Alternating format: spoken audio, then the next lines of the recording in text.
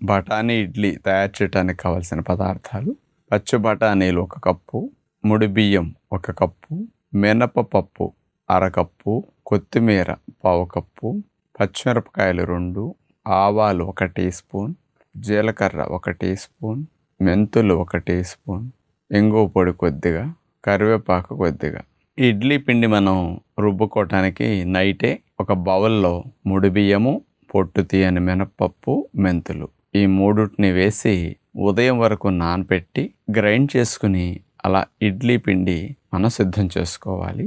Mixie jar తీసుకుని అందులో కొత్తిమీర, పచ్చిమిరపకాయలు, అల్లం, పచ్చి బఠానీలు ఈ 4 వేసేసి చెక్క ముక్కలా అట్లా మనం గ్రైండ్ చేసుకుంటాం.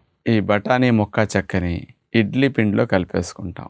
ఆ పిండికి కూడా మనం తాలింపు వేసుకోవటానికి చిన్న బాండీలో ఆవాలు, జీలకర్ర, మినపప్పు ఈ మూడిటిని కొద్దిగా మేగడ వేసేసి వేగనిస్తాం. కరివేపాకు, ఇంగువ పొడి అట్లా తాలింపుని పిండిలో వేసేసి పూర్తిగా కలిపేసి ఆ ఇడ్లీ పిండికి ఇడ్లీ వేసుకునే ట్రే తీసుకుని అందులో మేగడ రాసేసి ఆ ట్రేలో ఇడ్లీ పిండిని వేసేసి మూత పెట్టేసి ఉడకనివ్వాలి. చూసారుగా, చక్కటి కమ్మటి రుచినిచ్చే బఠానీ ఇడ్లీ